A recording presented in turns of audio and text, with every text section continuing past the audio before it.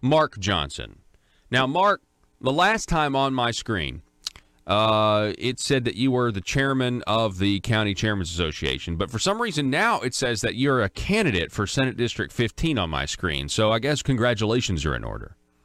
Well, thank you, Paul, and it's a complicated thing. Under Republican Party rules, when you become a candidate in a contested primary, if you didn't have a primary opponent, it doesn't matter, but in a contested primary, you must step down within 3 days as county chairman. And I am the Republican county chairman in Pulaski County. I did tender my resignation yesterday to our Secretary Treasurer Jamie Barker, effective close of business Friday, today. So I've met that requirement. However, as president of the County Chairman's Association, I don't have to resign that because I'm eligible as a former county chairman to remain as the president of the association. So that's kind of an interesting thing. But Yeah. yes, indeed, I am now a candidate in District 15 for the state Senate. Well, so I didn't. That's not. I was just making that observation. I didn't bring that up. So, I appreciate that you know the rules. Let me just say that. That's really, really good. I try to follow them, Paul. Yeah, I really of course. do. that's a mark of somebody that's and I know you, Mark. I mean, honestly, Mark, you may not want to go around advertising this, but we've had, you've been on the show before. We've had, several conversations, about the inner workings of things down at the Marble Palace. And Paul, I got to meet you when you were there. Yeah. And that was our first opportunity to actually meet when you were doing the show at the Capitol. Yeah, and we just have had some really good conversations, and so I appreciate your I just appreciate your point of view, your perspective. And now let me ask you this. I mean, this is interesting because, it is a primary now. Another gentleman, Mr. Elliott, filed as well. But the big news is that the incumbent Senator David Sanders did not file for re-election, and a lot of people thought that he was going to file for re-election. And so was that shocking to you at all, or was it expected? Well, I filed before he did, or he failed to file, however you look at it. So I was going to run regardless. Yeah. The only reason I didn't file the first day, Paul, is because of my responsibilities as county chairman. For people that don't know, I have to file all of the local candidates in the county, including justice of the peace. We have a county clerk candidate in Pulaski County. So I had some responsibilities there that I wanted to complete before I could potentially be forced to step down within that 3-day window. So I did that first. I actually Tuesday afternoon filed with the party headquarters, and then Wednesday went ahead and filed with the Secretary of State's office. So I'm in, but I was in regardless. It didn't matter. Well, I mean, I know that Senator Sanders, he certainly has been.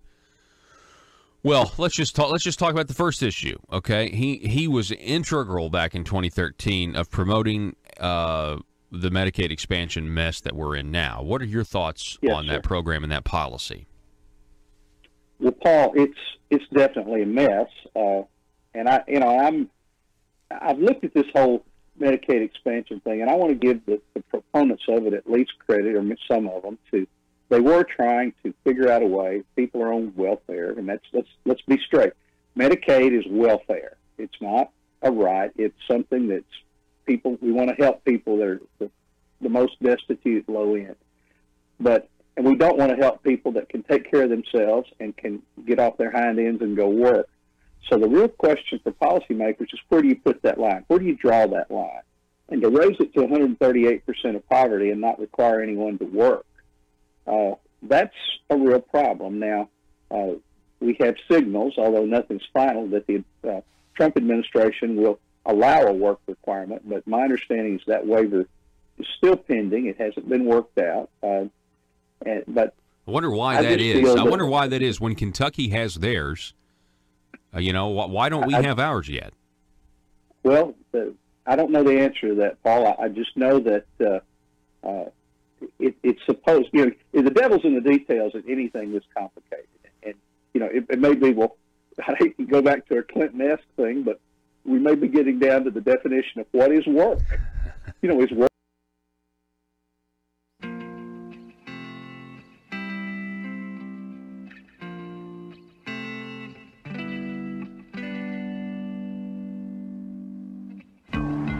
I think it's time we ask ourselves if we still know the freedoms that were intended for us by the Founding Fathers.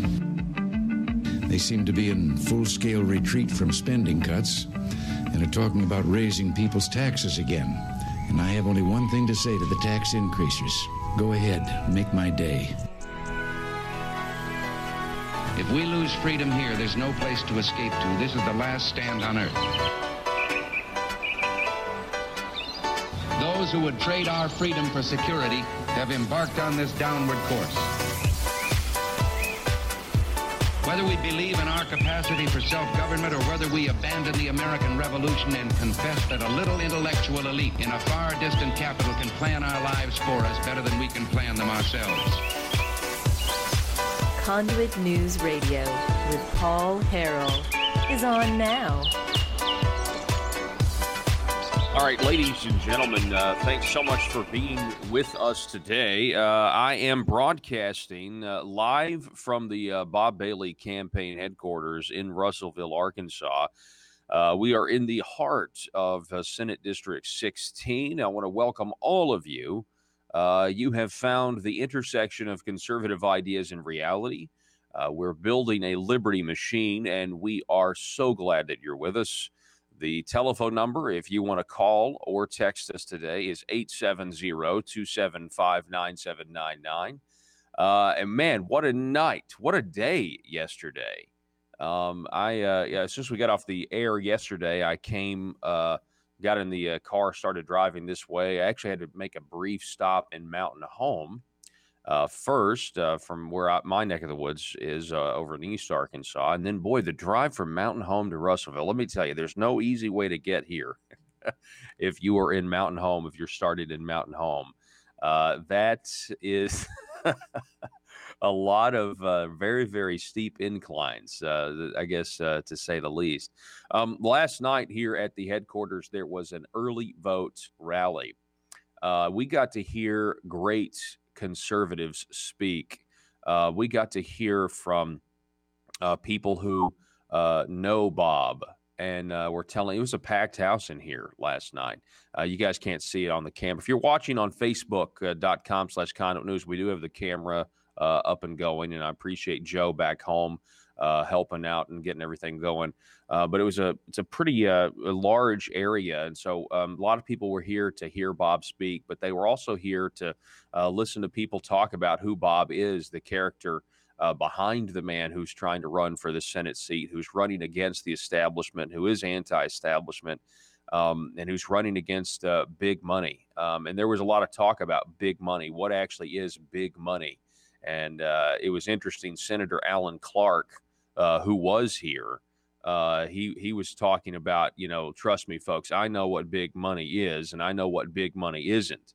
And specifically, that was, talking about referencing to Little Rock and the people who get behind the Little Rock monolith at the Marble Palace, and all of the lobbyists that are supporting Breanne Davis, and all of the money, and it's coming from the same place, and it's an establishment. I was talking to a ton of people who came out yesterday, a lot of fans of Conduit News Radio, a lot of people wanted to talk with me, and I was really happy to do that. I was happy to get to meet the folks who are listening to this program, and I had a few people tell me stories. I had a few people tell me stories about how protective some people are.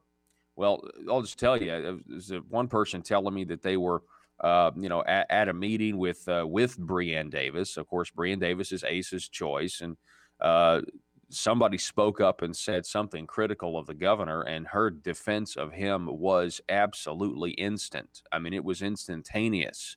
You don't need to talk about our governor. He's doing a great job. It's like, okay, well, I guess we don't want to talk about issues. I actually, many of you know, I don't think the governor is doing a good job. And there are some that disagree with me on that, and it is what it is. But I think the people are getting the truth. Speaking of the truth, we have an interesting set of circumstances that have materialized at the Marble Palace yesterday. This is Well, I guess I don't even know where to begin on this. Once again, the Marble Palace establishment is going to carefully craft their language, and this time it's not necessarily to deceive the people yet. It is to deceive the legislators who are now down there possessing constitutional power and authority during the fiscal session. The governor desperately needs the Senate, specifically the Senate, to get on board with passing and funding Obamacare in Arkansas, otherwise known as Arkansas Works. I mean, he desperately needs this to happen. And so wouldn't you know that yesterday we finally got our waiver approved by the Trump administration. But wait. No, not really. Not really. No, we didn't. We didn't do the thing that actually was going to have the immediate effect. Like, we're going to have to wait now until June. Okay. All right. So just so you know, we had a person from, a bureaucrat come down from the Trump administration. Avima, what was her name? I'll get to it here in just a minute. And she seemed to be a very nice woman, by the way. And she remarked, and we've got the audio, we'll cue this up here in a little bit. She actually remarked that this is the first time that anybody from a presidential administration has actually come to a state to hand deliver a waiver. It's the first time it's happened. Now, why is that? Why is that the first time it's happened? It's because what happened yesterday at the Marble Palace was pure and simple an election year dog and pony show. That's what it was. Governor Hutchinson is up for re-election. He's facing a primary, and he has to carefully craft these little theatrical productions in order to get the legislature on board and continuing his agenda. So he had to be seen as taking a victory lap yesterday because the waiver was hand delivered, and we have what they are calling work requirements. But if you'll go to conduitforaction.org, you'll see that the work requirements aren't really requiring much work at all. As a matter of fact, there's a lot of exemptions that, and they're going to say, oh, no, Paul, it's the most stringent in the country. Really? They're going to say, well, it's very similar to SNAP work requirements for the food stamps. Really? How many people do you know who are on food stamps who've got kicked off because they're not working? How many people do you know? But anyway, let them carefully craft their language all they want. But let me just tell you something. They're moving the goalposts because you know what we didn't get? We didn't get the second waiver. That's right. We didn't get the part of the waiver that they were talking about was going to save us all of this money. That's right. Exactly like Conduit News predicted, exactly like I have predicted on this program for a long time now. Asa Hutchinson was denied the waiver to move for the eligibility from 138% of federal poverty down to 100% of federal poverty. He was denied that. Now they say, well, we're still a work in progress. I don't care. The bottom line is, just last weekend, there was an article written in the press, and I'm sure intentionally now, it was a very detailed and lengthy article that talked about how all of the savings was going to come from the governor's plan. All of these savings, $300 million in savings because of the governor's plan. Well, that's only true if you get that big part of the waiver, the 138% moving down to 100%. Well, guess what? He didn't get that. And so now, and because I don't believe their numbers anyway, but now you can actually say, this thing is not going to save us any money. This thing is going to cost us money.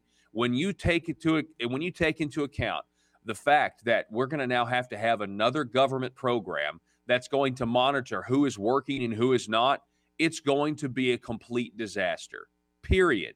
Everything about Medicaid expansion, Obamacare, private option, Arkansas Works, whatever they want to call it, has proven my worldview time and time again as a conservative.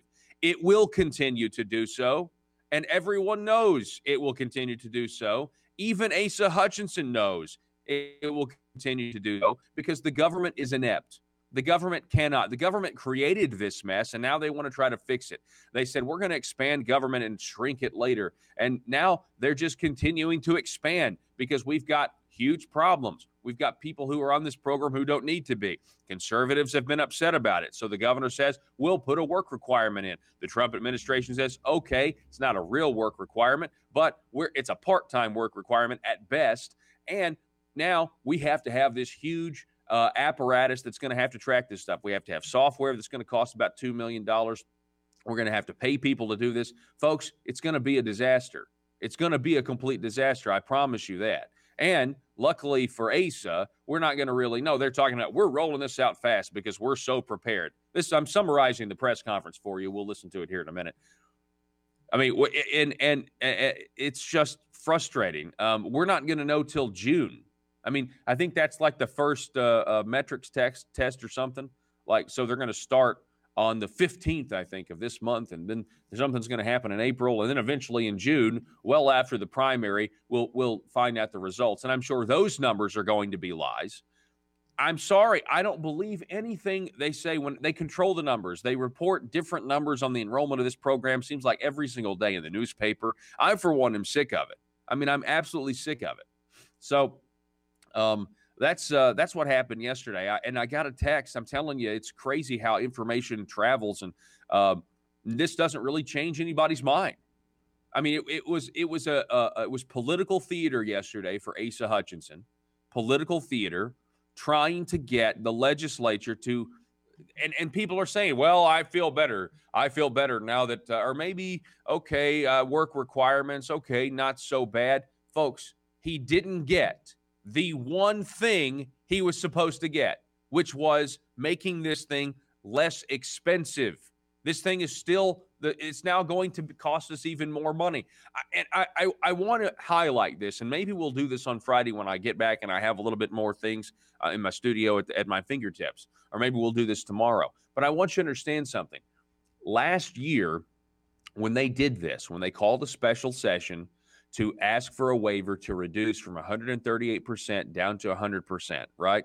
It was supposed to remove 60,000 people, and that's what they said. We're going to take 60,000 people off. It's going to remove 60,000 people. It's going to make it less expensive. It's going to be a way forward for this. It's the conservative thing to do. The Trump administration says, no, you can't. I remember Senator Tom Cotton going on one of the Sunday shows and referencing what Arkansas did. But we didn't do it, did we? No, we didn't do it because it never actually happened. Okay. And it really, what this is a classic example of counting your chickens, okay, before they hatch. And that's what Arkansas did here. And it's all been carefully crafted language. And I really want the legislatures to understand, don't be duped again. You guys have been told that, yeah, it's Arkansas works and we're going to get these work requirements. They were counting on, and they got your support the last time because they were going to bring down the cost by covering a different population. Now they're not going to do that. They're going to do something different. They're going to do the same thing that we've been doing, which is going to continue to see enrollment go up. It's going to fluctuate. It's going to go up because there's going to be fraudulent people on it. It's going to go down. Very few people are going to actually, I think, be kicked off for not working. And guess what? If you get kicked off for not working, you can sign up again in a year. Let me say that again. You're going to be able to sign up for the program in a year after you get kicked off. If you get kicked off. If you don't work for 90 days. For 90 days? Whatever. It is what it is. The telephone number, if you want to call us or text us this morning, is 870-275-9799. I'm actually broadcasting live from Russellville here at the Bob Bailey for Senate District 16 here in Russellville. And boy, we had a great night last night. It was great to get to meet everybody. It was great to hear from great conservatives. I'll go over that a little bit, but we had State Representative Dan Sullivan. We had State Representative Josh Miller, State Representative Charlotte Vining Douglas. Senator Linda Collins Smith came. We also had Senator Alan Clark he came as well. Now, Senator Gary Stubblefield, he couldn't make it because he actually is ill. He got sick. So that was disappointing. But anyway, it was great to see. And we're going to take a break. Hey, but when we come back, I want to tell you, actually kind of do a little flashback here, because I want to tell you they were all very optimistic because they want reinforcements of true conservatives, but they were also very cautious. And I'll tell you why they were cautious. I'll tell you why they were cautious when we come back. Don't go anywhere.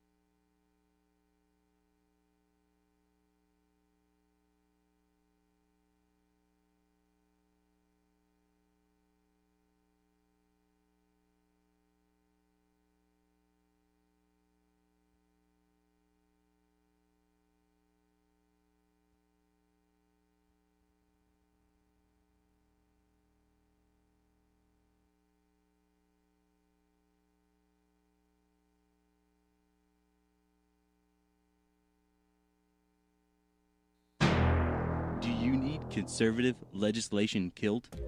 Or do you need policies enacted that ensure government growth? Then you need to get Nephewed. Hi, I'm nephew number 1 of uncle, nephew, and nephew, attorneys at law. I'm not a lawyer, but I am a senator. And I'm nephew number 2, and I am a lawyer and also a senator. Are you the victim of a recent accident in which the voters in your community mistakenly elected a limited government conservative who is now actually implementing the ideas he or she campaigned on? That's right, nephew number 1. Don't be a victim of democratic elections any longer. At Uncle, Nephew, and Nephew, we are committed to killing limited government legislation and promoting bills that increase the size of government by using any tool at our disposal. Because sometimes the truth of the matter is, principles get in the way of pragmatism. Just listen to some of our great testimonials. Ever since I've been using the nephews, all my special interests have been served. As long as you make sure your contract says lobbying services are prohibited, then the legal services of uncle, nephew, and nephew are legal. Trust me, put the nephews on them. It came out of nowhere. I was blindsided last election cycle when my well-funded and paid-for politician lost to some grassroots limited government voters. But then I hired the nephews, and they killed all the conservative policies the voters wanted. I got nephewed. I got nephewed too, and so can you. Uncle, nephew, and nephew will accept compensation via campaign contributions. Put the nephews on them. PHP Parody.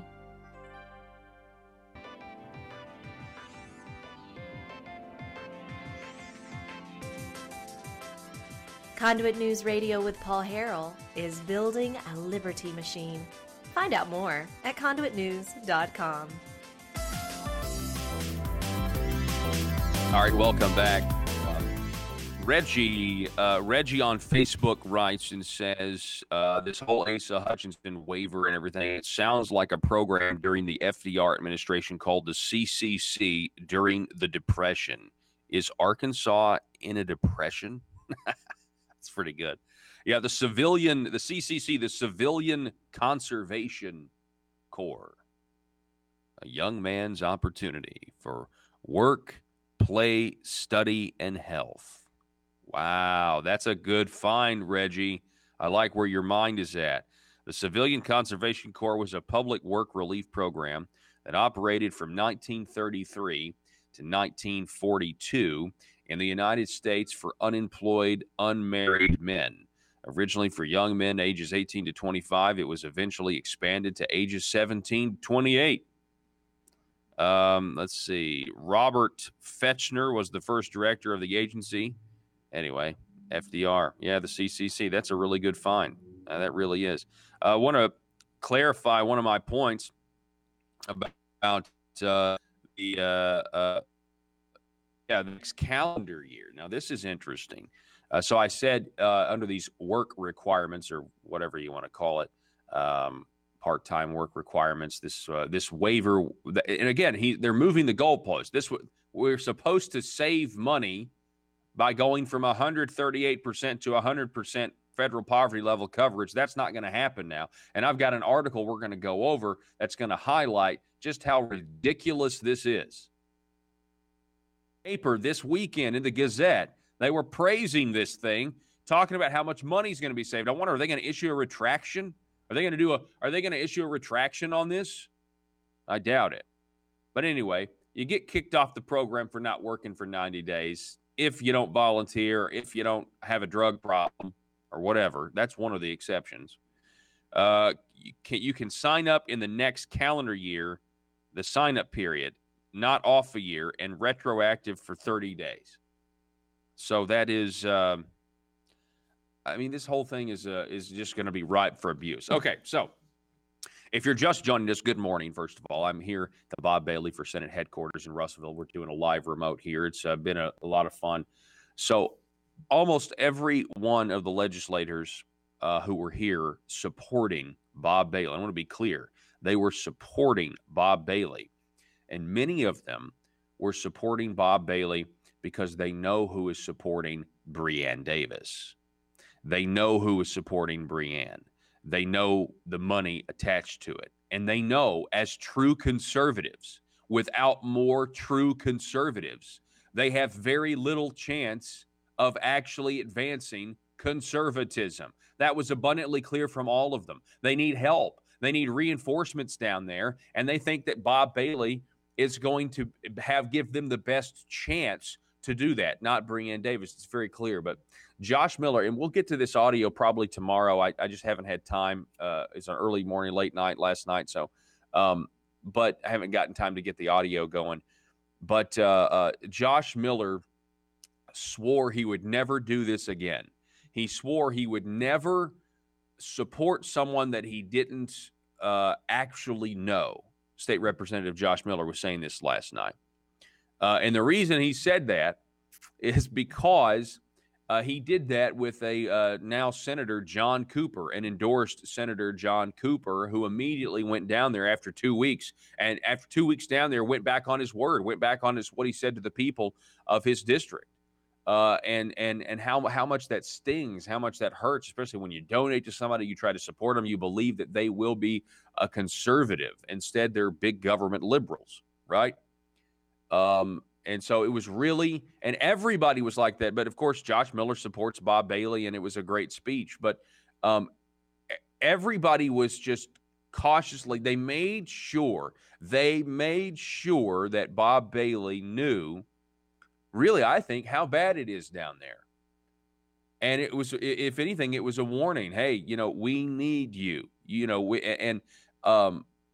It was just really, really powerful to see how serious these representatives and these senators that came out, how serious, and they weren't all. I mean, that wasn't all of the conservatives that we have, but it was a lot of them. And it was just great to see how serious they were. I mean, Charlotte Vining Douglas, Representative Charlotte Vining Douglas, she did a great job. She did an absolutely great job talking about that you got to know your price. And she's famous for saying this, but she said it again. She looked at Bob. She looked at his table last night at this rally, and she said, know your price, because if you don't know it, they're going to ask you what you want for your vote someday. But they say if you go ahead and already ask, if you go ahead and already know your price and ask what that is, and know that you're not going to negotiate, you're going to stand firm. And it was just really eye-opening that you have to be prepared for what they'll do. Anyway, we got to go to break. We'll be back in just a moment.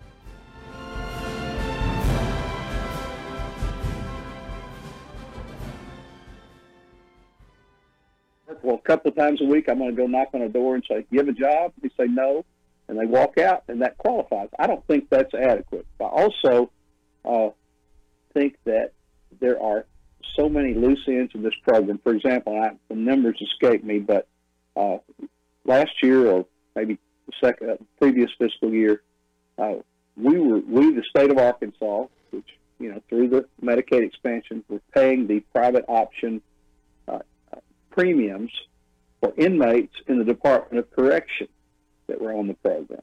Now, if you're a prisoner at one of the Cummins or Tucker, the state will pay for your medical care, so you don't need an insurance policy. So those premiums were, frankly, just going down a rat hole. Of course, they determined many people who were out of state were on this. So regardless of whether we have this program or not, it's certainly, those are things that should not happen. It's just, but it goes to show that the program is so complex, and in my opinion, it's not sustainable. This is not something Arkansas can continue to do. Now, if someone came to me and said, look, you're right, here's these problems, and this is how it can be fixed and will be fixed, and it made sense, maybe I'd take a look at that. But under the way we are now, it is unsustainable. It was I hate to say it, but it was a payoff to the insurance companies. You remember the cash for clunkers thing that Obama had, Paul? Yes, I do. That one? Yes. Well, that was a payoff to the auto industry. Mm-hmm. And that's how crony capitalism works. And or you look look at Solyndra under Obama too. I mean, look at that. Oh, absolutely. That was a joke. That is a company example, but I'm talking about an industry example. When you get into these things like this, you see this, and it's crony capitalism. It's picking winners and losers.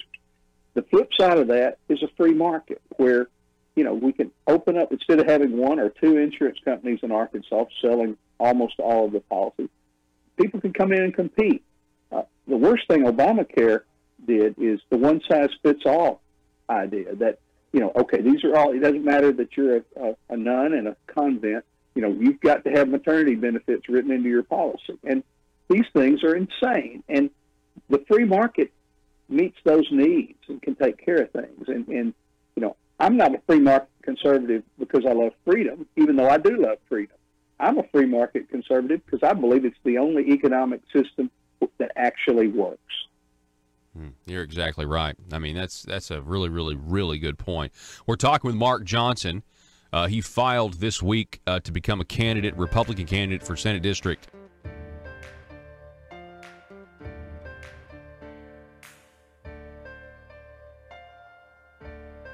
Bringing you your daily dose of truth. It's Conduit News Radio with Paul Harrell. We have Gene on Facebook saying that he's ashamed that he donated to Senator Dismang years ago when he was a new representative. He quickly contracted marbled fever and stopped following me on social media. Fool me once. Yeah, Gene, a lot of us have done that. We supported these candidates. I supported John Cooper, Senator Cooper, who immediately went down there and went back on what he said he would do. And so, anyway, it's very interesting. I don't believe Bob Bailey's going to be that person. I don't.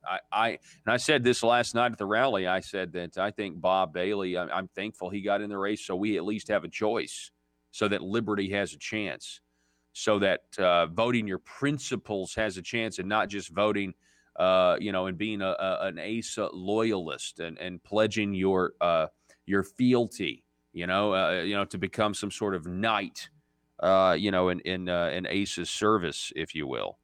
Let's see here. I'm very interested on our Facebook this morning. We've got some good participation here. You know what? Look at this though. This is great. So I'm here. I'm at the Bob Bailey campaign headquarters, and I'm surrounded by all of his literature because I'm using the table where all of the literature was for the event last night. And again, it was a packed house, and this is only half of the room. There's a whole other half over here. But look at this right here. It's time. This is a mailer. It's time to drain the swamp in Little Rock. It's time to elect conservative Republican Bob Bailey. Look at this. This is fantastic. Can you see this on Facebook there? Look, that's a swamp. They actually put a photo of a swamp there. It's time to drain the swamp in Little Rock. That's fantastic. And then on this side, Bob Bailey says, "I'm fighting the political establishment, and I need your help." And that is cover that. See this one right here? Yeah, I'm fighting the political establishment, and I need your help. I think that's really, really good. Really, really good stuff. Then, of course, we have right next to it what this is all about, which is simply the economic freedom filter, which is a great indicator, a great piece from Conduit for Commerce. And it's really what I think all conservatives who are economic conservatives care about. It's based on three ideas. Does it grow government? Does it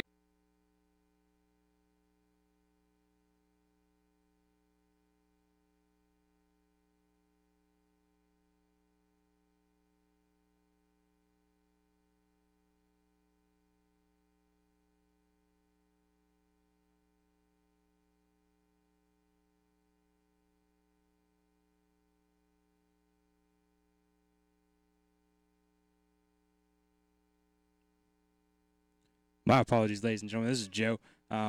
This is some new software we're testing out. We haven't lost connection with Paul. We just lost the audio for a second. We're trying to get it back. It doesn't seem like it's coming back just yet. We'll probably have it back up just a second. Seeing if I can get it fixed. It does not look okay. Hold on.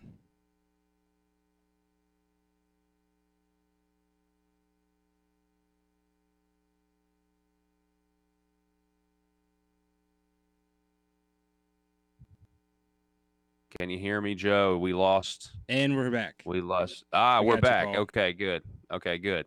Joe, if that happens again, man, just read some poetry. What is that? The Light Brigade? You want to read that? The Charge of the Light Brigade. I can read that. I read it to you yesterday when we were testing this out. Yeah, the Charge of the Light Brigade. Okay, good. All right, so check this out. Okay. Look, this waiver. Okay, Andy Davis wrote an article about this waiver that Governor Asa Hutchinson supposedly got the other day, yesterday, which he didn't get the part that was going to save the money, which is there's really no surprise there. He didn't get the part that was actually going to save the money. So headline here, changes to Arkansas's Medicaid expansion program seen to save $356 million. Income cutoff, work requirement touted as state awaits U.S. waiver. Proposed changes to Arkansas's Medicaid expansion program would reduce its cost by more than $356 million. In the fiscal year that starts July 1st, according to the State Department of Human Services, $356 million. Hey, Joe, I'm getting a slight echo. All right, so look here. This is the important part. $307 million in federal and state funds are going to be saved, restricting eligibility to people with incomes of up to the poverty level instead of 138%. Okay, and that poverty level is 100%. That was the whole point of the waiver. Decrease from 138 to 100. That was the whole point, right? And now we're not getting that. And that's what they said. And now we're not going to get that part of the waiver. It's maddening when you think about it. $307 million in savings is now gone. They're not going to save $307 million. This thing is going to continue to get more expensive. Enrollment is going to continue to increase. Let's keep going here. Now, they claim that $49.4 million will be saved by implementing the work requirement. But, folks, they already said that it was going to cost $2 million in previous reports to put together the computer system that's supposed to track who's working and who's not. So you really believe that there's real savings? I don't. Listen to this next paragraph. Without the changes, the projected cost of the program during fiscal 2018, which ends June 30th, and fiscal 2019 combined would be almost $334 million more than what state officials initially projected for those 2 years because of higher than expected enrollment, according to documents provided by the Arkansas Democrat Gazette. Higher than expected enrollment. And we can continue that. We can continue to see that go up. Do you know why? It's very simple. Because they won't end enrollment. They won't cap enrollment. And so all of the fraud, all of the people that are going to sign up and be on for 6 months or be on for a year before they're caught, Blue Cross Blue Shield still gets that money. They don't have to pay that money back. Blue Cross Blue Shield is going to continue to get rich. They're going to continue to get a $570, $80 a month premium. Let's just call it $600. Blue Cross Blue Shield is going to get $600 a month per person for these people who come on it fraudulently and then eventually get caught. And then you're going to have the people who are supposed to be on the work requirement now. Now they've got to track that too, by the way. Are you working? Have you been working? Have you worked the last 90 days? Okay, now you're cycled. You're cut off. If we get to that point, which is going to be rare because you can volunteer. It's only, folks, if you work 40 hours a week at minimum wage, you won't qualify for the Arkansas Works Obamacare private option. ASA Care. That's what we're talking about here. Then, of course, if you do get kicked off for not working, you can come back on. You can sign up, when the time is right. You can cycle back on. Anyway, the work requirement is not a real work requirement. See conduitforaction.org. See their article on this. It's been out for a long time. It's not a real work requirement. The only thing the best part, okay, and I don't, Asa Hutchinson, I disagree with him on everything. I disagree with his approach. I disagree with him on his entire philosophy, okay? But the best part of this waiver, okay, was getting the federal government to agree, which they did not, to say the coverage population is 138%. Now it's down to 138% or 100% of poverty. That was the best thing because, you had people, like I said earlier, you had people like Senator Tom Cotton who went on, after this was passed, he actually went on one of the network shows and said, well, Arkansas is just removing 60,000 people. Well, we never did remove them because the waiver didn't get approved. And so, this is now all being done, and we will show you the audio. We'll show you the video coming up at 7 o'clock. This is all being done to try to convince the legislature, see, I've done it. I'm your governor. I have led. I have gotten the work requirements that I wanted. Folks, it's just theater. It's theater, and it's election year theater, and it's fiscal session theater. Right now, the legislature at the Marble Palace, have power and authority that you don't have any other time. And he brings down a person from the from DC to hand deliver the waiver. What a spectacle! What a joke! And now she's perfect. She's a very nice lady. I suppose I'm glad she came. But when she herself says we're making history, this is the first time somebody from CMS has been down here to hand deliver a waiver to a state. What kind of spectacle do you really think that is? It's just to say, oh, wow, we have a photo op. We have a press opportunity. We have a way for the governor to actually look like he's in charge, which, I guess he is. He's certainly in charge of the numbers of this program. They continue to change over and over and over again. Stephanie on Facebook says, ASA Care, perfectly said. Well, I didn't coin that. I really haven't ever used that. Other people have used the term ASA Care. I know. Yeah, I mean, I can think of one person specifically, ASIC. I haven't really used it because, I mean, I guess it's what we should call it is ASIC. I mean, that is what it is. I mean, I don't know why I haven't jumped on that and made that one of our buzzwords. Like Marble Palace and Hospital Math and Johnny Sweep the Legs and that sort of thing. Let me see here. What else do we have? Yeah. People on Facebook, Gary on Facebook, DHS cannot even get the multiple computer programs to work that monitors these requirements. Millions of taxpayer dollars wasted. We can expect that again, for sure. I love how in the audio, and we're hear this in a little bit, Asa Hutchinson says, we were granted the entirety of our work requirement, with the exception of, we got it all, except. So you didn't really get it all then, did you? You didn't really get it all. Unbelievable. Listen, without the changes of 138 to 100, the projected cost of the program during fiscal year 2018, which ends June 30th, and fiscal 2019 combined, would be almost $334 million more than the state. Okay, so let's talk about this. You know what the headline should read after this article that Andy Davis wrote, that essentially, in my opinion, unless they correct it or write a follow-up article, on its face is just, and I'm sure they will, but on its face is just going to mislead the entire everybody in Arkansas who just gets their media from mainstream news. That $334 million figure, your headline should say, Governor fails to get waiver that would have saved, or Governor fails to get waiver, state will have to pay $334 million than anticipated.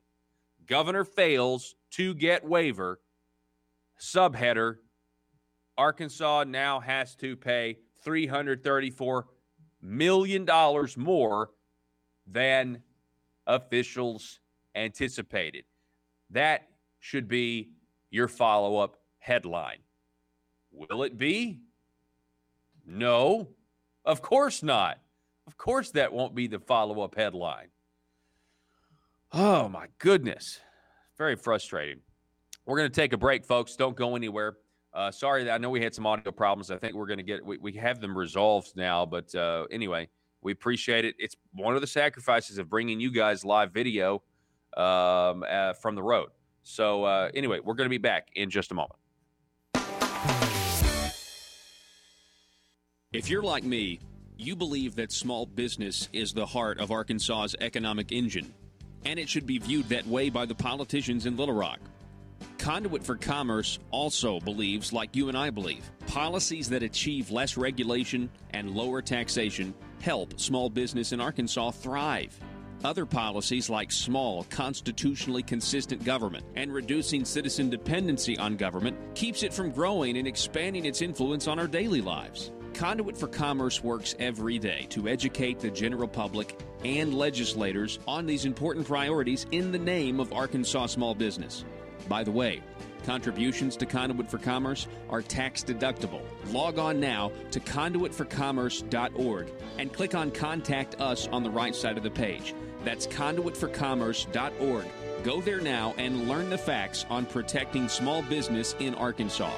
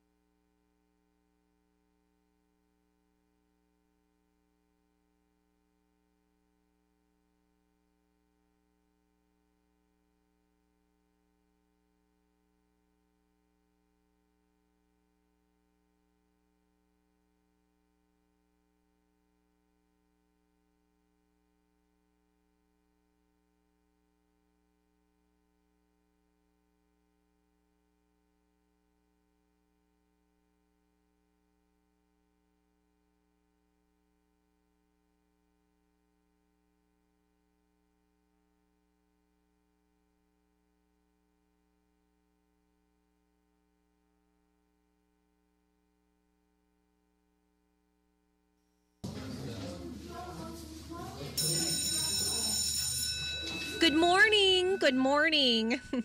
Congratulations, you have made it to the Bureau of Carefully Crafted Language, where we strive to offer politicians the very best in ambiguously specific language, the purpose of which is to allow our politician bosses to grow government and keep their constituents in the dark. This yields two beneficial outcomes. First, the government-growing politicians stay in office, and second, we at the Bureau of Carefully Crafted Language get to remain in the shadows and get to keep our jobs. Now, it's time for technocrat training drills. Johnny? Yes? A politician wants to use the healthcare system to punish those who have and redistribute their wealth. What is the appropriate language to use in a situation to make an unpopular idea acceptable to the public? I would emphasize that these ideas would make their healthcare more affordable and make sure the public understands if they already have adequate healthcare, nothing will change for them. Very good, Johnny. Much progress since last time. Next up, let's have Susie. Susie, your politician has been caught in, dare I say it, a lie. What kind of a lie? It doesn't really matter, but in the spirit of the Bureau of Carefully Crafted Language, I will give you a good hypothetical scenario. Dozens of politicians have been thrown out of office for supporting a socialist healthcare program. So the remaining politicians get together and they pass a bill to, quote, end the program, end quote. But they really want to keep it. What should they do, Susie? May I ask a question for more information? Certainly. Has the word lie been used by the political opposition? Yes. I know. They should change the name of the program. Maybe use the word works to make the sheeple think it's for working folk. Then they should go on the attack and get the public distracted. I would advise the politician to publicly question why our political dialogue has become so uncivilized and tell them to claim using the word lie, no matter how accurate, is a personal attack on his or her character. And if they admit to any wrongdoing at all, they must replace the word lie with words like misspoke, misstatement, misrepresent, or mislead.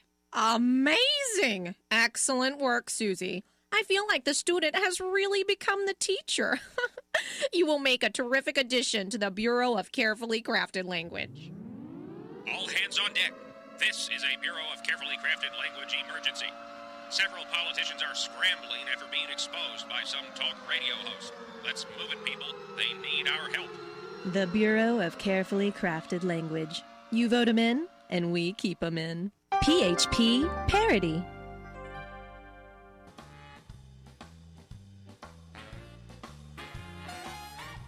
Determined to drain the swamp in Little Rock, it's Conduit News Radio with Paul Harrell.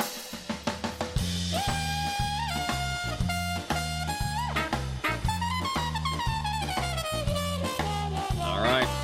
Yes. Welcome, all of you folks listening from the Marble Palace and across the state of Arkansas. All of you listening, I have a little reminder. I want to do a flashback.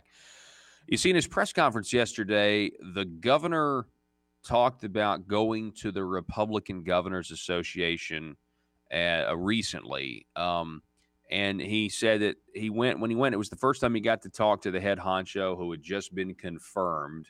And that's why he didn't get his waiver. The governor, by the way, if you're just joining us, did not get his waiver to decrease the coverage population for Medicaid expansion from 138 down to 100%, which is going to cost the state a ton of money. This program is going to continue to expand beyond our control, and he's trying to save face by saying, but he did get the work requirements, which are not really work requirements. There's all kinds of stipulations and everything else, and we can get into that later. But because the governor brought up the fact that he was at the Republican Governors Association, Joe, can you get the audio clip that I sent you this morning? Because this is a flashback to, and it's audio only, we don't have video of it. This is a flashback to a year ago when this was right on the heels of Trump winning in 2016. This was 2017, the Republican Governors Association, and Asa Hutchinson specifically talking about Obamacare and the prospects of repealing Obamacare. Joe, whenever you're ready, he said that, he said this. But we have to get it. Sorry. These are things that we now have an opportunity to revisit, but we have to get it right. Because in 2018, I'm up for re-election again. Yes, exactly. Because in 2018, I'm up for re-election. What's the year? That's right. It's 2018. Can you believe he said that? He was talking to both kids. It was 2018. I'm up for re-election again. Every now and then.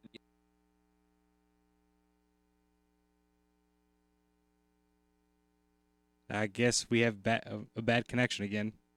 Okay, so I'm going to read you guys The Charge of the Light Brigade, which is the poem that we talked about the other day, and how there's parts of this poem that really hit on how the current Republican legislature is acting in conjunction with the governor. Specifically, that when they get their marching orders, regardless of what they are, they just go. Mm-hmm. Yeah. So, you want me to tell read me, still? Joe. Okay. Are you there? Can you hear me? Yeah, I'm here. All right. Well, go for it. Read it to him. Okay, I remember this conversation. It reads, half a league, half a league onward. All in the valley of death rode the 600. Forward, the light brigade, charged for the guns, he said. Into the valley of death rode the 600. Forward, the light brigade. Was there a man dismayed? Not though the soldiers knew someone had blundered. Theirs not to make reply. Theirs not to reason why. Theirs but to do and die. Into the valley of death rode the 600. And that's just the first two stanzas of the poem. And it's when they get their marching orders from Asa, they just follow them blindly for the most part, those who are part of the establishment. They just get that email or get that phone call or get that text message, whether it for talking to walk points. out, to talking points, to walk out of a vote, whatever it is. When they get their marching orders, regardless of what they are and how much they affect the state of Arkansas and the people here, if it's what's best for business, they walk out and they do whatever the orders tell them. You're exactly right. You're exactly right, Joe. And I've even seen, the governor's, goons will come into like a committee meeting, and all they got to do is sit in the back. And now all of a sudden your votes switch, and somebody was going to be for conservative policy, and now all of a sudden they don't vote because they see the governor's people standing in the back of the room. It's like in baseball when you're ready to throw a pitch or you're ready to do something, you look over to your coach and he's sending you all these signs off into the corner. It's like, this is what you got to do right here. Listen to this. Yeah. Listen to these signs. They show up in the committee room. They sit in the third seat on the second row. This is how I got to vote. Now, that would be a good video parody. That would be pretty good. But anyway, governor's up for re-election in 2018, and so that's why he's got to get this right. And for all of you driving into the Marble Palace, I'm telling you right now, the fact that he failed to get that waiver 138% to 100%, that was their big conservative push. Not these stupid work requirements that aren't real work requirements. I'm talking about an actual savings by removing people from the program. That's not going to happen now, and it's going to be outrageously expensive because of it. And that's why you guys need to do something different. You need to move to cap enrollment, because if you don't cap enrollment, folks, this program is going to go back. It's going to go back where it was, and it's already something that we can't afford. And so just be mindful of that. Forget ASA, forget conservative, forget, well, I don't want to be affiliated with those far right-wing extremists. Forget that. Think about the budget. Think about the people you serve, and you're dealing with their money. Just think about that principle alone, and forget about Asa Hutchinson. Forget about the R that you worship at the end of his name, and just think about the money and the budget. You don't have economic freedom. It's the prerequisite for other freedoms, and we can't spend ourselves into oblivion. By the way, we got Tim Griffin on the program at 7:33. Stay tuned for that.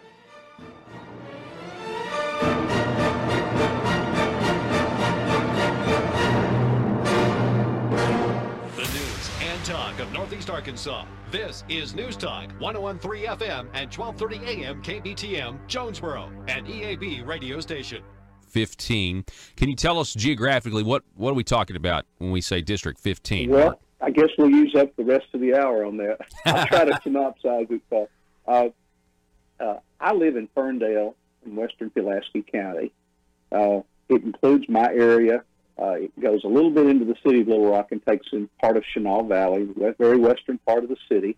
The area of Roland, where Pinnacle Mountain State Park is, if people are not familiar with that, goes out to the county line. It does not go into Saline County. It does take almost all of Perry County except the area around Bigelow. It goes north of the river in Pulaski County, takes in part of Maumelle and up to the, Polarum Creek, the county line. Mayflower area south of Conway, people think of as Conway, Lake Conway area, but the south side of Lake Conway.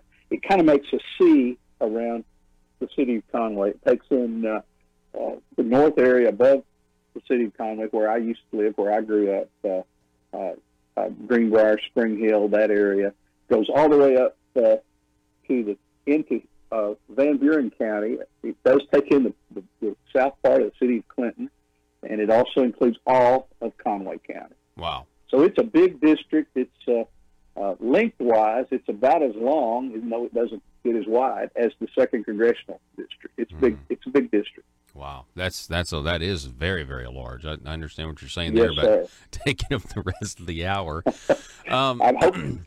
I tried to. That's the synopsis, Paul. Like, it gets even more complicated, but that's what happens when Democrats, draw gerrymanders. So let me just ask you, as far as this campaign goes, as a Republican, what are some of the? I mean, we just talked about the Arkansas Works policy, and I think you have some really good ideas there.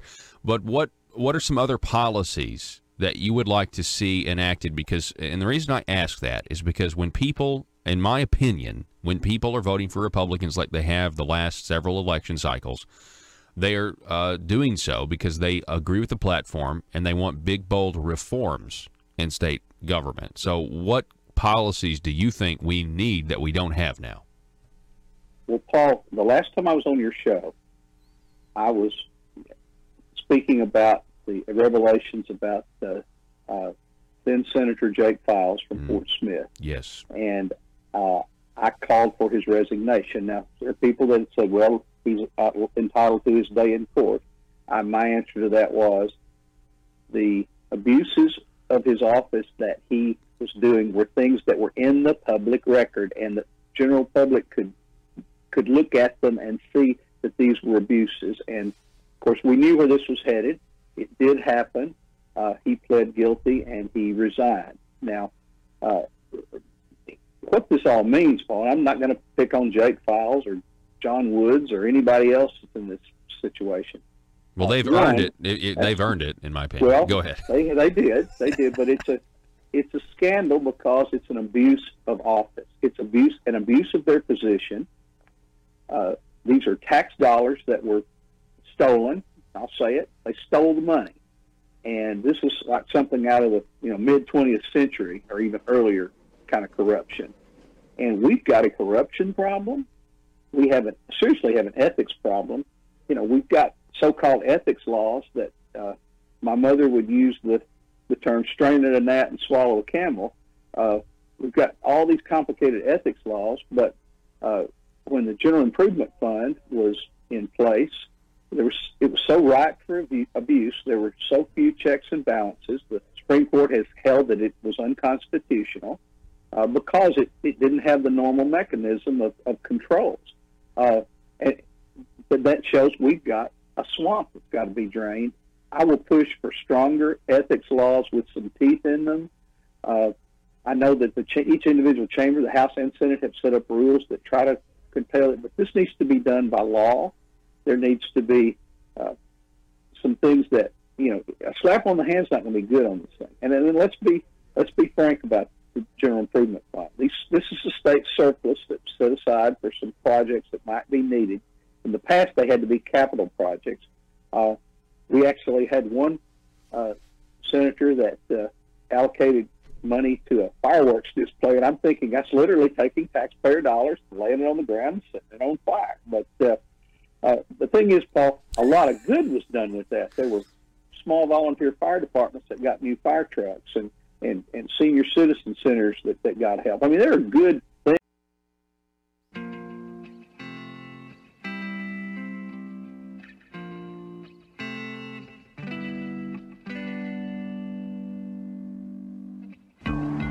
think it's time we ask ourselves if we still know the freedoms that were intended for us by the Founding Fathers. They seem to be in full-scale retreat from spending cuts and are talking about raising people's taxes again. And I have only one thing to say to the tax increasers. Go ahead, make my day. If we lose freedom here, there's no place to escape to. This is the last stand on earth. Those who would trade our freedom for security have embarked on this downward course. Whether we believe in our capacity for self-government or whether we abandon the American Revolution and confess that a little intellectual elite in a far distant capital can plan our lives for us better than we can plan them ourselves. Conduit News Radio with Paul Harrell is on now.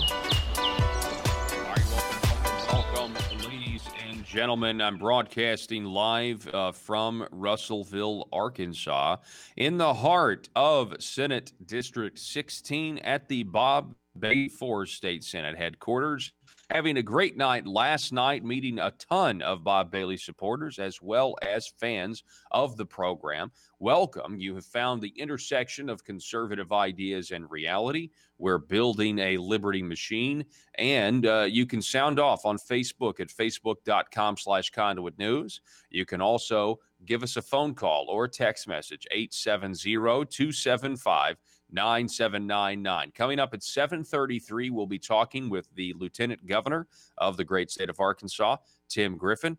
Interested to get his take on a lot of things, specifically the fact that Leslie Rutledge, our Attorney General, did join on last week to a lawsuit challenging the constitutionality of Obamacare once again, which, if the Supreme Court finds that it's unconstitutional, would end Obamacare, including Arkansas Works. I find it interesting that you have constitutional officer, two different ones, as well as Mark Martin, that are now pursuing what appears to be different goals.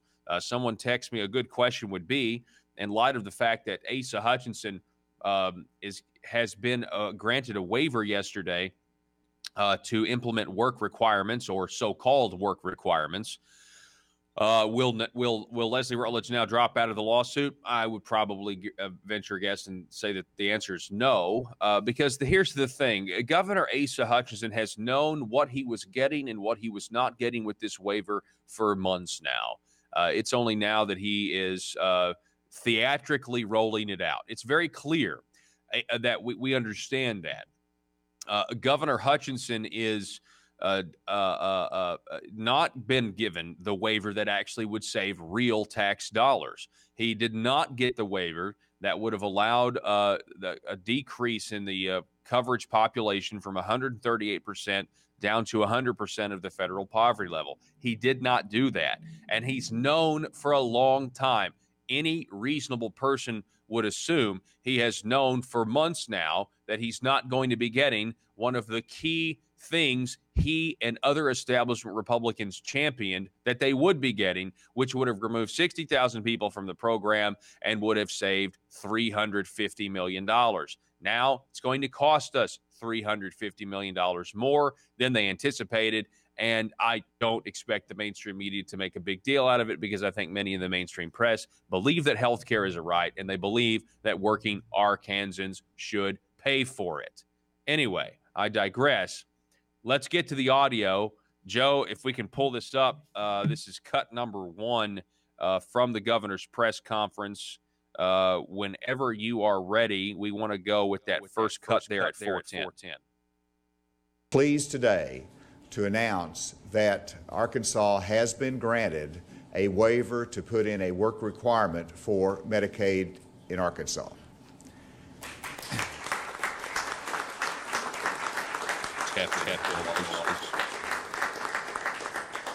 The and Administrator Verma will be speaking shortly and to elaborate on this, but the announcement today includes a complete granting of the waiver, except for the portion of the waiver that would reduce the Medicaid coverage down to 100% of the federal poverty level.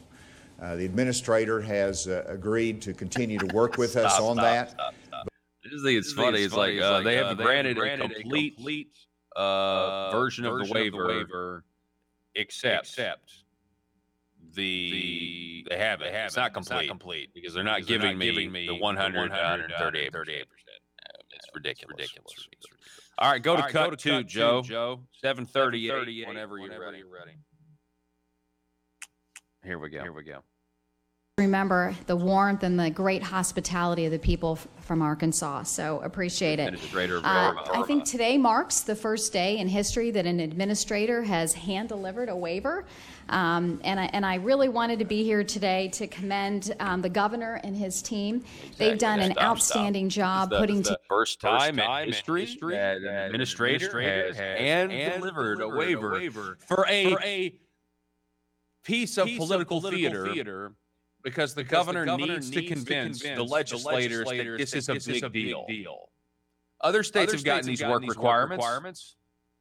Okay. And you can talk to some that say some are more stringent than others. They're moving the goalposts. This was supposed to be about saving a ton of money and making the program more affordable. And now it's going to cost us more money. And that's why you bring her down here. Can you imagine if you don't bring her down here? And it's like, well, we got the requirements, but we didn't get the 138% drop to 100%. That's what would happen. People would not think it's a big deal. It would just, there would be no fanfare. There would be defeat.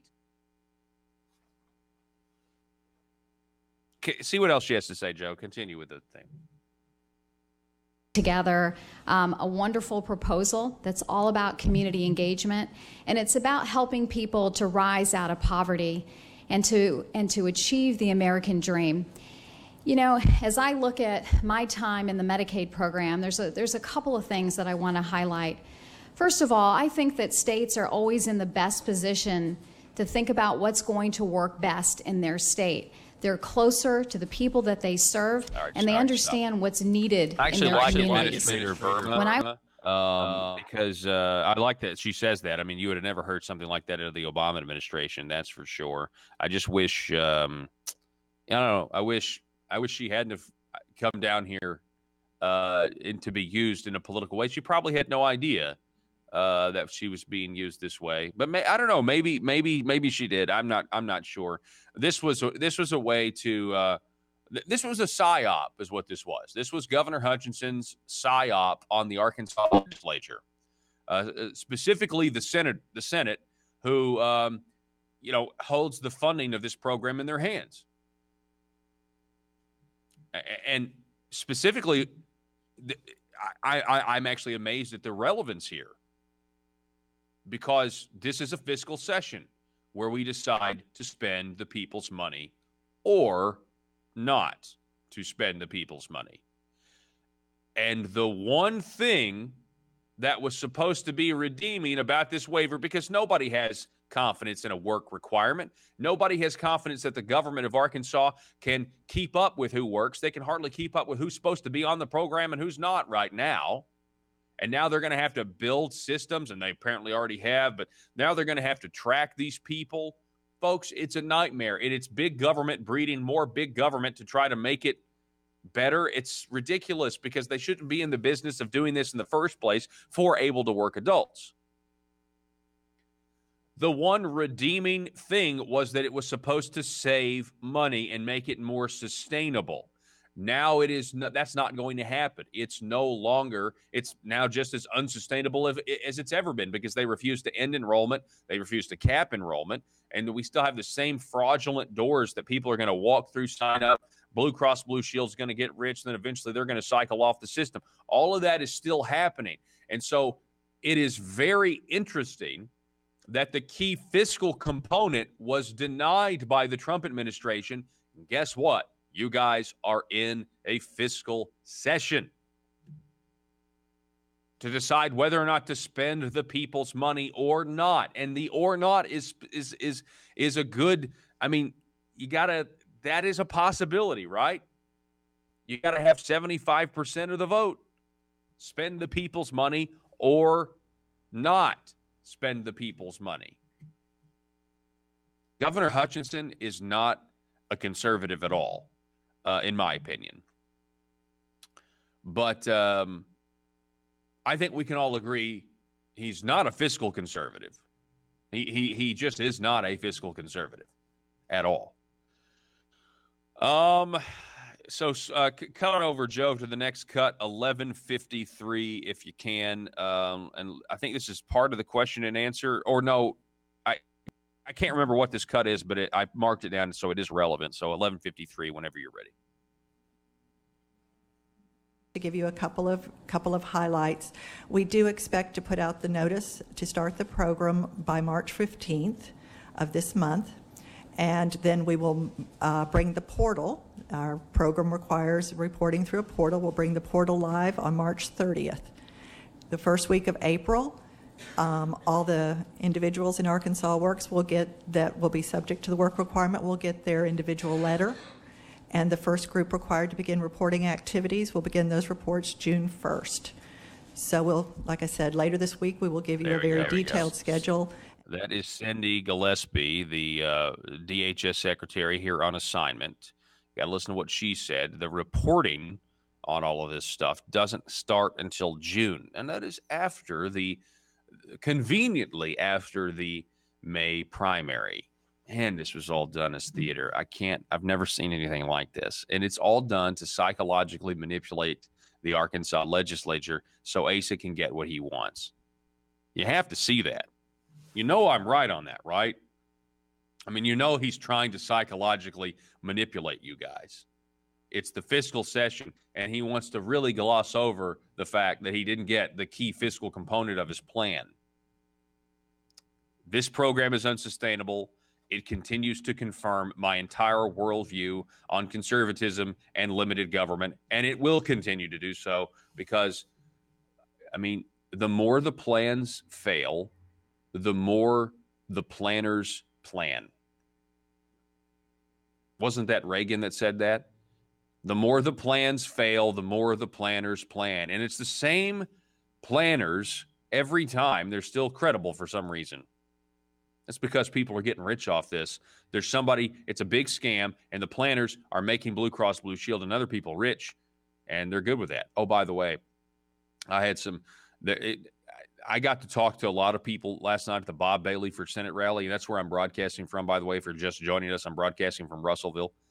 And I'm telling you, man, I found out that Blue Cross Blue Shield is actually afraid of CVS Caremark. You know, this whole relationship with pharmacy benefit managers, I found out, CVS Caremark is 1% of all corporate taxes in America. That's huge. Out of all the corporate taxes collected in America, CVS paid 1% of that. That is a huge number. It's a huge company. And I'm told Blue Cross Blue Shield is afraid of CVS Caremark and doing away and being transparent and showing the people what a scam this is. I'm also told that Asa is not on the side of the local pharmacists. I mean, and he is really, really trying to make sure CVS Caremark is happy in all of this. That's what I'm told. Anyway, all right, 1610. Now, this is question and answer time for sure. 1610, we get a question, and I think this has to do with exemptions. Are you worried that people are going to lose their coverage? Go, Joe. We're continuing to work through the issues regarding that. I think our focus today was really moving ahead on community engagement. What we've seen is that this has been such a popular initiative. This is the third state. We have 8 other states that are in the hopper with proposals that they've already submitted, and we've heard from 9 other states that are interested in moving forward on this. And could I add that when I attended the National Governors Association, I had a very good meeting with Secretary Azar, and Administrator Verma was there as well. And that was really the first opportunity I had to talk to him after he's been confirmed about the thinking behind that movement to 100% of federal poverty level. He was very open to it. He's sure that they will continue to look at that. And so I think it's a work in progress, but again, we did not want to delay the implementation of this very significant waiver today. All right, stop. Now, remember, that's, he's referencing the Arkansas Governors Association meeting when he was at that same meeting a year ago. Joe, can we hear that one again? When he was at that same meeting a year ago, he said this. That we now have an opportunity to revisit, but we have to get it right. Because in 2018, I'm up for re-election again. And that's what this Dog and Pony Show was all about, folks. Okay, last clip from this press conference, 17:45, Joe. At the 17:45 mark, we do get a question about losing coverage. I thought this was an interesting response from Administrator Verma. Take a listen. Are you concerned about the people who will lose coverage because they didn't comply? Are you concerned about people who will lose coverage? You know, I've been so impressed with the Arkansas proposal, and it's very consistent with what we've asked for on the national level in terms of what CMS would approve. And what the state has done is really made some what I call some very reasonable accommodations. So there are exemptions for people that have substance abuse disorder. There are exemptions for parents that perhaps are taking care of a child. And there's also some age exemptions as well. So I think they've done a really good job of thinking through some of the individuals that may or may not be able to participate in the workforce and in community engagement. Yeah, they've done that, and they've also basically made it to where you can volunteer. They've given so many exemptions that these are not work requirements. I mean, when you think of the whole point behind the phrase work requirement, the average person understands that to be if you are able to work and you don't, then you will not get the benefit, period. That is what it means, okay? It's not this, well, you have to understand, these are my circumstances. No. If you truly need it, okay, that's the whole thing. That's why this is why a work requirement's never going to work. Do you know why a work requirement's never going to work? Is because under Obamacare, this population was designed to be taken care of, and it was a population that doesn't work. And so they have to put these exemptions here, or nobody would be on the program. They have to put these exemptions in here because then that nobody would be on the program. That's the bottom line. If the work requirement were a real work requirement, nobody would be on the program, because if you work 40 hours a week, you wouldn't qualify for the free Blue Cross Blue Shield insurance, and Blue Cross Blue Shield wouldn't make any money. This is a scam. Broadcasting from the Bob Bailey for Senate headquarters in Russellville, this is Conduit News Radio. I'm Paul Harrell. Back in just a moment.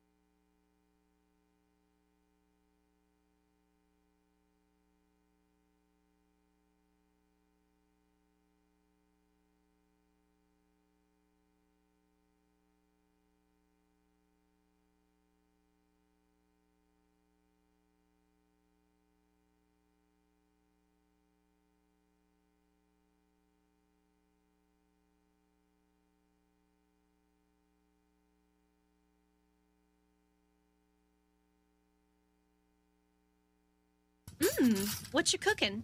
It smells familiar. I'm cooking something amazing, new and different, and you're going to love it, babe. Really?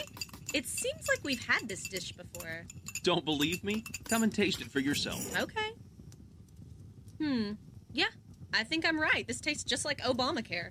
No, actually, it's the new private option. I call this fantastic new dish Arkansas Works. That's odd, because it looks and tastes just like Obamacare. Why do you always have to be so critical? I'm in here cooking, trying to do something nice for the family. Because I thought we talked about this before. I don't like Obamacare. You just need to give it another chance. So you admit it's the same? No, it's different. It's Arkansas Works. Let me ask you something. Does it smell like Obamacare? Yes. Does it taste like Obamacare? I suppose so. Are you using the same ingredients to make it as you used to make Obamacare? Yes. Then how is your so-called new dish, Arkansas Works, not Obamacare? Well, let me explain, honey. You will remember, recently, I had my name legally changed at your request, right? Yes, I know. You had it changed from Duke to Rover. I dislike the name Duke, and I think Rover sounds so much more personally responsible. Well, now that I'm called Rover instead of Duke, I believe I can take the same recipe and ingredients and create a dish with the same smell and taste from before. Okay. And because of my name change, you will love it. I'm not buying it. And I just realized the name Duke and Rover are both common names for dogs. PHP Parody.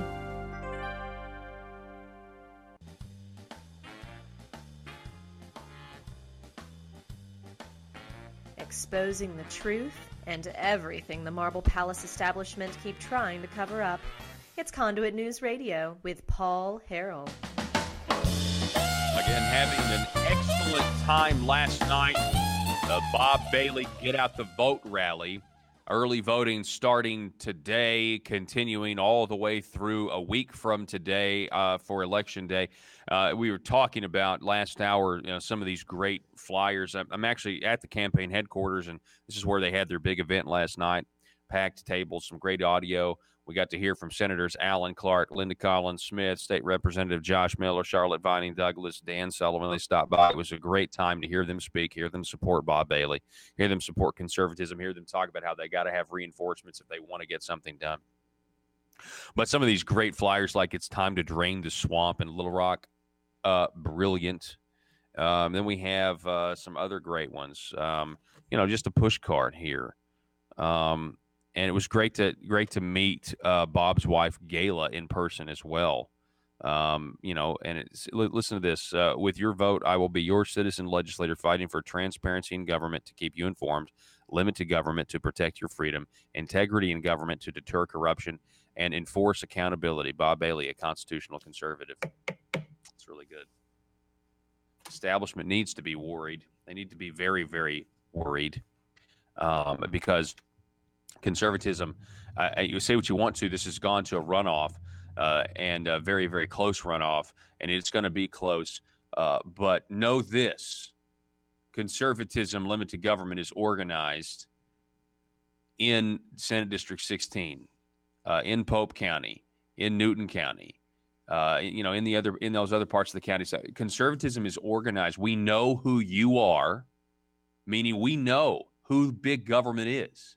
We know who the Marble Palace establishment is. We know who you are, and we do not approve of your ideas or the way you're running things. And frankly, I think it's going to be a fun week. I'm going to, as soon as I get off the radio here in about 30 minutes, I'm going to start. Well, I'm going to grab some breakfast, but I'm going to start knocking doors and trying to really help this Bob Bailey campaign as much as I can. I want to leave it all on the table, folks. I want to know that we did everything we can to try to send someone who will give liberty a chance down there, and not somebody who's just going to do what Asa says. And that's Breanne Davis. I mean, there were people here the other day telling me, that they were talking about, or they were critical of Asa and his leadership, and she corrected them very quickly, saying he's doing a great job. Yeah, okay. Well, look, old truths versus new truths. What was the old truth? A la Marcus Richmond, thankful for him. The old truth was, do what we say. We're going to get our waiver 138% down to 100%. It's going to save us $350 million a year. What's the new truth? We don't really need that. We have our work requirements. Trust us. It's going to remove people from the program. Ugh. We got Lieutenant Governor Tim Griffin next.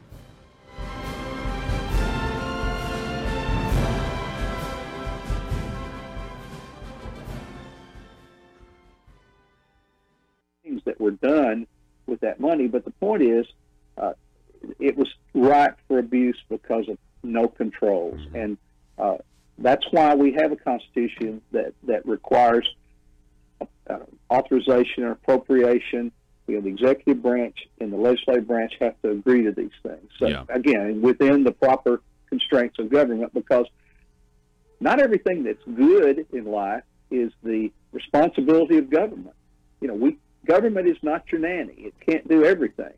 But, I would certainly support, good, well-crafted legislation that would set up some proper mechanism where. That's good. I live in an area with a volunteer fire department. I depend on West Pulaski Fire Department to come save my house. In that instance, I had a next door neighbor's house burned to the ground, and so this is real. These people, we need rural fire protection. My district would be it's very rural, as I described. But this has been a program that has just been abused. Right. So as I said, right for corruption. No doubt. I mean, it is. And then, of course, my secondary concern, obviously the headlines and the corruption, but my secondary concern is when you get to take credit as state rep or senator XYZ, and you're let's say you're an incumbent and you're in a primary, and it's like, oh, General Improvement Fund, check to the Boys and Girls Club or check to the Rural Fire Department or wherever, you're on the front page looking like you're bringing home the bacon, and in essence, indirectly contributing and maybe even, kind of buying votes indirectly. And so I feel, and that's happened countless times. And so I think there's an ethical question there about it. So let's just say, okay, GIF is done. Not really, though, because you have the office of the governor that's taken some of his money. He's still going to be able to dole out things through the Rural Services Department. I don't know if there's going to be the same fanfare and credit when that happens. But how is it? I mean, is there a way that the General Assembly could vote on these things specifically? And I think the answer to that is actually no, if it's going into local communities, but I could be wrong there. Or is it a symbol that we need to put more money back in the hands of the people or back to local governments in some way and give them the discretion instead of allowing state representative whoever to have discretion over where that money goes? What are your thoughts on that, Mark? Well, certainly an individual member of the legislature shouldn't have discretion over that. That violates our separation of powers.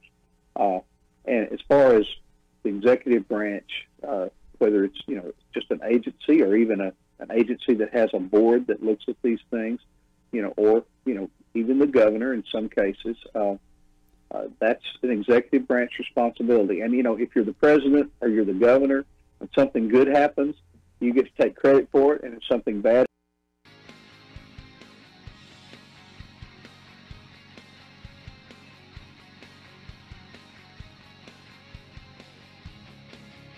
The intersection of conservative ideas and reality.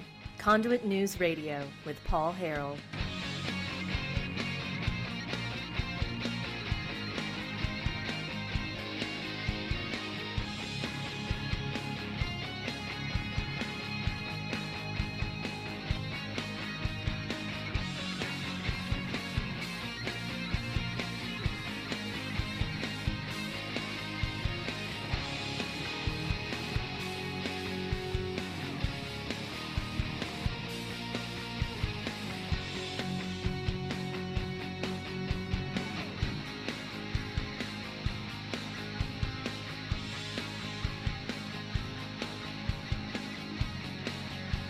All right, ladies and gentlemen, welcome back to the program.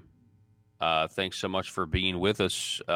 This is Conduit News Radio, the intersection of conservative ideas and reality, where we are building a liberty machine. Thank you so much for being with us. The phone number again, 870-275-9799. Feel free, really more importantly, go to facebook.com/Conduit News. That's facebook.com/Conduit News and sound off about the program. I understand we are awaiting Lieutenant Governor Tim Griffin to call in the program this morning. We've got Tim. Oh, we do have Tim. Okay. Tim's here. I didn't know we had him yet. All right. Lieutenant Governor Tim Griffin, welcome, sir. Thank you. Thanks for working with my schedule. I try to squeeze the radio hit in between Pop-Tarts and taking the kids to school. So thank you. Yeah, no, I get that. So tell us a little bit. We've been playing some old audio of you from back in 2014. Talking about the dedicated funding stream and the of Medicaid expansion from the federal level. You used to be a congressman on the House Ways and Means. Really talk about that compared to what the new news. Leslie Rutledge joining in this lawsuit, challenging the constitutionality of Obamacare. Yeah, so my concern back then, and it's still my concern, is that with something like Medicaid, everybody that signs up, the federal government's going to pay. And so there is not a set budget within which the federal government is going to make people work. And that is the whole reason for my enthusiasm and a lot of other people's enthusiasm for block grants. Because block grants say, you have this much money. This is how much you've got. Now, go find a way that works best for your state, for your demographic, for your needs. And, we haven't heard much about that since the last year when we had all the debacle with repealing Obamacare and what have you. But that is going to be really the key, it seems to me, to get us where we need to go. Because here's the thing, and this is the great irony, right? So in the federal lawsuit over Obamacare, we lose, those of us who oppose Obamacare, we lose on the issue of whether it's a tax. But we win on one issue in particular, and that is you don't have to, the government can't make you, the federal government can't make you expand Medicaid, right? And right. But then a lot of states did anyway, even though they had that choice. And one of the big problems, and we've been seeing this, and last governor here in Arkansas and the current governor have to deal with this, and that is that the feds control so much. When you take their money, they have say over a broad swath of the decisions that go into a particular program. And, I think at some point where the cost curve is just going to require, and I'm talking about nationally, the cost curve is going to require the block grant type approach because, the money is already run out. Make no mistake about it. We're borrowing to do this. But it's going to get to a point where something will have to be done. It's unfortunate that it will take a crisis nationally to deal with some of this. But a lot of people, Paul, when they talk about spending, they say, well, foreign aid and this and that. I think foreign aid's like a half of 1% of all spending or something. What drives the debt are the following: Medicare, Medicaid, Social Security, and interest on the debt. Those are the main drivers of the debt. Sure, you can add or subtract with some of the spending, defense and other domestic spending, the spending in the agencies and all. But the main driver is the demographic driver. People getting older, baby boomers getting older, and needing more health care and more and needing benefits. So we've got to have those programs, but if we don't reform them, they're not going to be around, as we know them.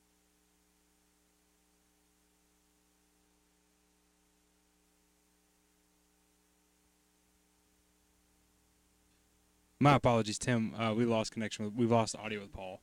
We're going to try to get him back. Can you hear me? I can hear you just fine. Everything's good on your end. We lost audio with Paul. Okay, so he can't hear me. Well, he can hear you. We can't hear him. Oh, okay. Oh. Well, Paul, we miss you wherever you are.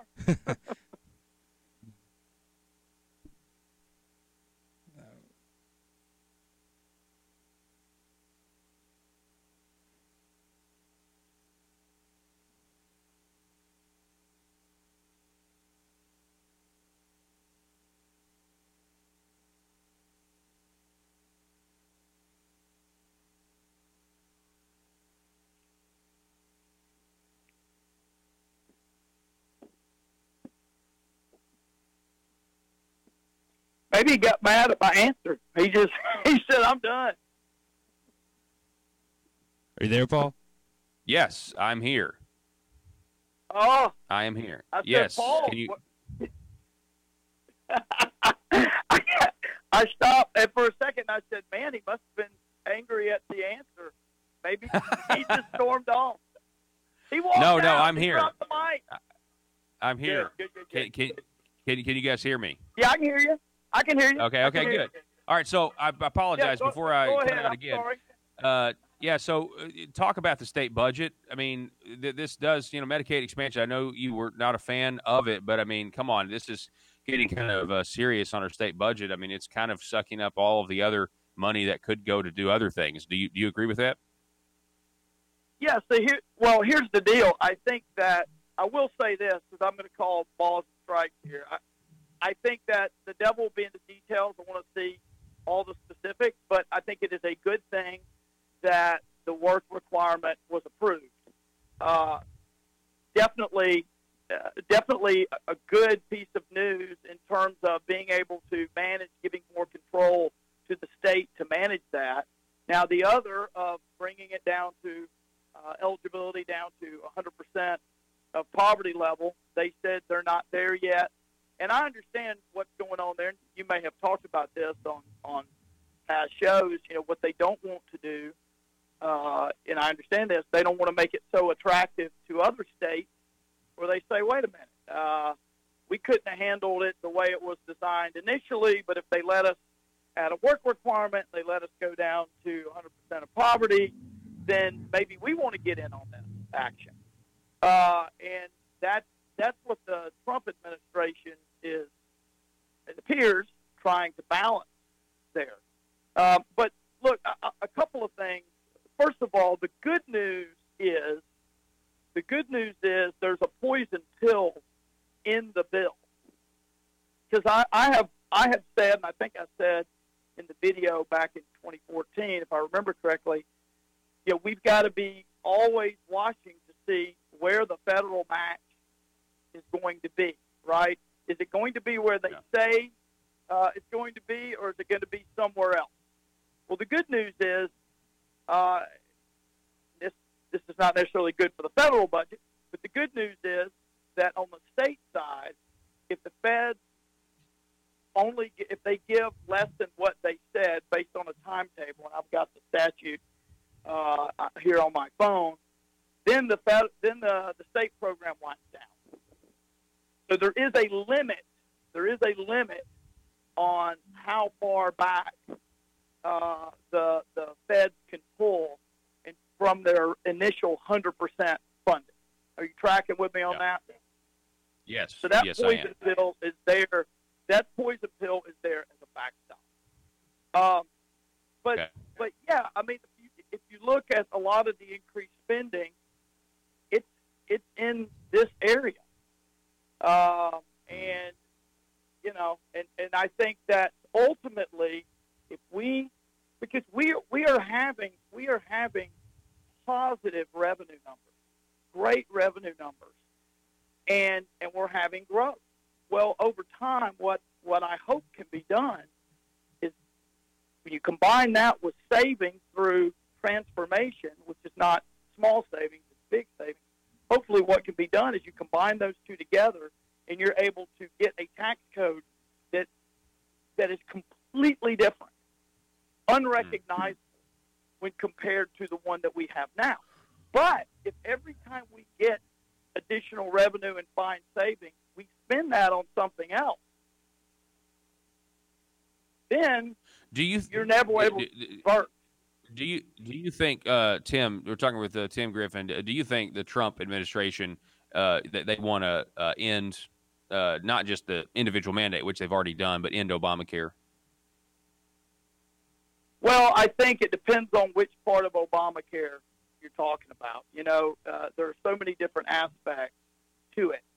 Yeah, I think that the core of Obamacare, right, all the mandates on insurance, yes. I'm not convinced that some of the other pieces, for example, Medicaid expansion, which was in that bill.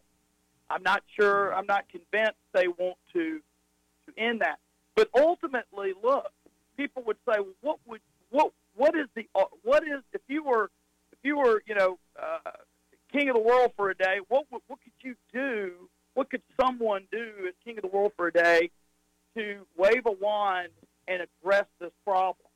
Well, not that easy to do, but the answer lies in putting all of the Medicaid budget on the block grant system, number one. Number two, we have two systems here, right? Not every state has two systems, right? So we have a unique situation here. Well, anytime you have two systems, you're able to compare the system, and you're able to say, of the two, which one is more economical? Now, we Republicans for years have said some sort of private insurance market is the key. Now, but what we had in mind is one that each state determines for themselves, not one dictated by the federal government. But in any event, my point is this. We have two systems here. One is more efficient. One is a better deliverer than the other. Well, all you got to do is figure out which one that is, and say, well, if that's working better than traditional Medicaid, then we need to think about letting states convert everything to one particular system. The whole two-tier system was birthed out of a Democrat governor trying to make lemonade out of lemon. I get that. That's why we have a two-tier system. But what we have is a system that says if you're low income, you get private insurance. But if you're low income of this sort, you get federal insurance. Now, one is not the same as the other. So somebody's getting punished with a worse insurance plan than the other based on how poor or how low income they are, right? One of the systems works better. And we are going to have to, at a federal level, we're going to have to give states the flex. We're going to put them on a budget, say this is all you're getting, doesn't matter how many people you sign up. And I submit to you that you could find enough savings in Medicaid, in the traditional Medicaid budget, if you reformed it properly nationwide, there is enough money to cover the additional low-income people that are currently on expanded plans. Now, you recently, I'm sorry to change the subject, but we're going to run out of time. I wanted to get your thoughts. You did a great job in that press conference on pharmacy benefit managers. You just kind of briefly comment on the problem there and what's going on with CVS Caremark, the relationship with Blue Cross Blue Shield, and what it's doing to local pharmacists. Well, the issue here is do we have a competitive marketplace? That's the issue. It's not whether we have private actors. The issue is, do we have a competitive marketplace? And there are a lot of insurance companies try to compete here, and they basically get run out. And we need to look at why that is. Because the Blue Cross CEO, in some speeches, he says some great things about access, market competition, all that. Well, you know what? That's exactly right. You don't have to take my word for it. Take the CEO of Blue Cross's word for it. We do need competition. We need market forces. We need choices. When you give too much sway to one entity, the type of things that's going on with prescription drugs starts to happen, where there's no competition, so people set prices, and it's crushing these local pharmacies. Yeah, well, that's exactly right. I'm just hoping it actually can fix the problem. I've talked to local pharmacists, and they're very worried. Some think they're going to be out of business by the end of the year. Well, let me say this. What we're going to do, what I think is going to happen in the legislature, is not a long-term fix for the market problem. Okay, it doesn't make us. It doesn't give us a competitive marketplace in the healthcare industry just because we allow the insurance department to have some oversight over PBM. It is addressing a specific and identifiable symptom of the broader problem. And the reason that symptom, some conservatives say, oh, well, this is more regulation. Well, conservatives are for market, free market, for competition, for level playing field. Conservatives have never been for single actors or 2 or 3 actors dominating a market in a way, particularly when they're sanctioned by the government, right? So this is not some kind of broad health care reform in the prescription drug world. This is a specific fix for a specific problem. And it's not going to solve the fact that we need – look, I still believe in this competition across state lines. I think it would be great if an Arkansan if they found the best health care plan for them with some company in Oregon or some company in South Carolina or some company wherever, that they ought to be able to get it. Now, I know there are all sorts of questions surrounding how do you regulate that and what standards do you use. I get all that. But you know what? We can handle that.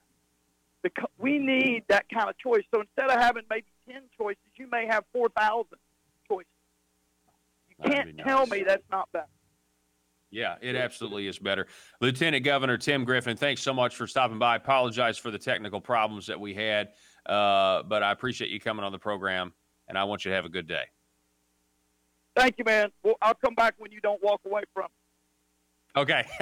Sounds good. Sounds good. Folks, we're broadcasting live from Russellville at the Bob Bailey for Senate headquarters here in Russellville. We're going to take a break, and we're going to be back in just a moment.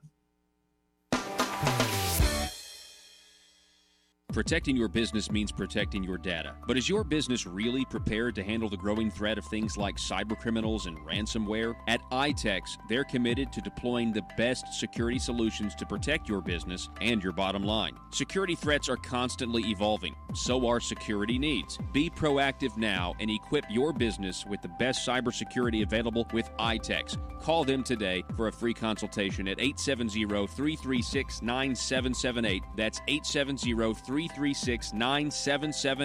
or itexusa.com. If you're like me, you believe that small business is the heart of Arkansas's economic engine, and it should be viewed that way by the politicians in Little Rock. Conduit for Commerce also believes, like you and I believe, policies that achieve less regulation and lower taxation help small business in Arkansas thrive. Other policies like small, constitutionally consistent government and reducing citizen dependency on government keeps it from growing and expanding its influence on our daily lives. Conduit for Commerce works every day to educate the general public and legislators on these important priorities in the name of Arkansas small business. By the way, contributions to Conduit for Commerce are tax deductible. Log on now to conduitforcommerce.org and click on Contact Us on the right side of the page. That's conduitforcommerce.org. Go there now and learn the facts on protecting small business in Arkansas.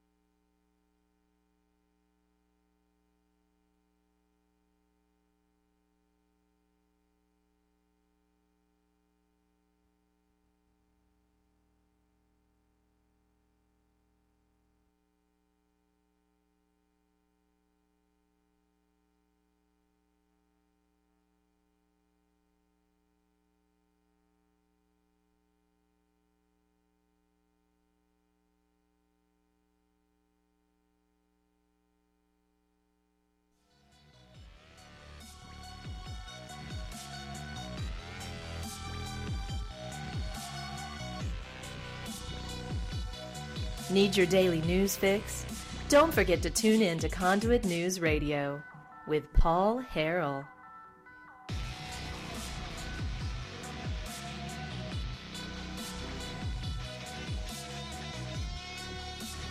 You know, what we really need to be focused on is ending the corruption in Arkansas politics. And it's about to hit the I'm about to start knocking some doors and volunteer for Bob Bailey here up in Russellville, because the establishment needs to be put on notice. Again, we know who you guys are. We do not approve.